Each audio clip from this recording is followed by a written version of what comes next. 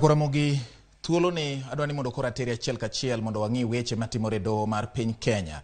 Kama jal ma tipone ni ka en achiel kum jogo mane gin joyal buche mado mamalo mar piny Kenya. Kata kamano nitiere weche mag mibadhi mosebedo kamieno ji e konde mopogore opogore. Kendo achiel kuom weche makoro wawuoye sani en wach momieno mane en jal bura Chitembwe. Gie sani wadang'iyo moko kuom kaka weche mag Chitembwe ochopo. Odiochieng' ma kawuono Aput moro nitie manochuogi jatend piny ma osedhi e rutaya Uhuru Kenyatta mondo mi onone bang' duol mang'iyo tije mag joyal buche JSC ne opedho moko kuom neno matude kod mibadhi. Wadani mondo wang'i kaka weche mag Chitembwe ne ochalo. Kautenre kod weche ma oketika wuoth mar manyo ratiro.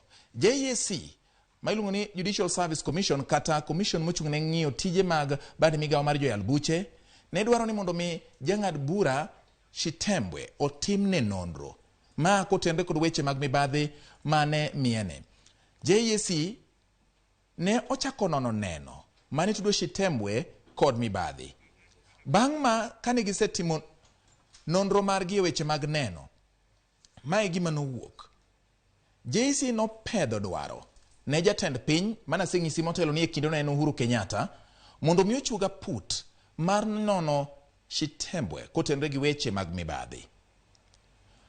Ang'o mane timore samane JSC osepedho dwaro margi mondo jatend piny mane kinde no tiyo Uhuru Kenyatta mondo non Chitembwe? Ramogi wadhi nyime mondo wang'e ni to ang'o manotimore. Mana kaka ne gidwaro, jatend piny makinde no mosedhi e rutaya Uhuru Muigai Kenyatta ne ochuga Aput. Jokanyo mag Aput no noting'o Mumbi Ngugi mane en jakom. Jokanyo mamoko gin Fred Ojiambo, Abida Ali Aroni, Nzioki wa Makau, James Ochieng' Oduol, Jackson Ndungu kachiel kod Lydia Nzomo. Jokanyo abirio mane meeting mar nono Chitembwe. Ne nitiere jokanyo mamoko bende mane konyore gi jokanyo abirio mag Aput manochuog gi Uhuru Kenyatta. Wang'iyo jokanyo mamoko. Jokanyo mamoko mane dhi konyogi e weche mag nonro mag ng'iyo ka bende nitiere tudruok moro amora kod weche mane biwo ewi Chitembwe ewi weche mag mibadhi. Jokanyo mamoko noting'o Kiragu Kimani ma en okil, Joseph Gitonga bende en okil, Edward Omoti ma bende en okil, Jasper Mboiki mane en jagoro kod Sara Yamo ma bende ne en jagoro. Magi gin jogo mane konyore kod ji abirio motelo ka mondo mi gitimane nonro mar yanga dieri ni to weche mani wacho kuom Chitembwe gi ne gin adieri kata ooyo. Wang'e ni ang'o manotimore bang' Apud no endo chuogi. Apud ni nochako timo nonro. Nonro ne gin ewi wach mar mane en gavana mar kaunti ma Nairobi Mike Mbuvi Sonko ne olieko tipo moro mane tudo Chitembwe kod weche mag mibadhi. Sonko bende nowacho ni Chitembwe ne ogolo maling'ling ewi kaka bura moro ni yalo e doho. Gino modhi ataro mag chike mag doho mayango ni onge bura moro amora manie nyim doho mowinjo bed ni golo gi ng'ata ng'ata mane oko kata manie iye.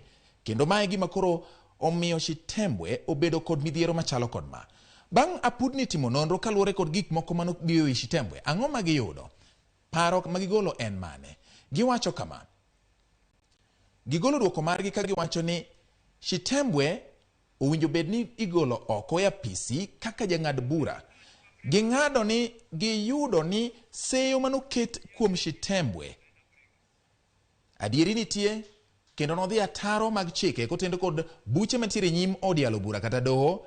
Kendo bende weche mag mibadhi mitude godo bende gin adieri. Mane kaka weche Chitembwe sani chalo Ramogi kendo lipodni kori ibiro duok ne jatend piny mane ochuga Apud no mondo en owuon ong'ad ka koro ibiro gol Chitembwe apisi ayanga kata hoyo. Ramogi mano e kaka weche mag jal bura Chitembwe chalo. Adwani mondo mi ateri achiel kachiel koro yweyo marwa mokwongo kokalo Ramogi TV. Ramogi dhiambo ni weche manyien pod wan godo mathoth ahinya kokalo Ramogi TV. Weche wa manyien mag duol odhiambo makawuono. Wadhi yweyo ka waduogo pod wan gi mathoth parni tielo mar ariyo mar duol oting'o twak bende. Kik idhi mabor.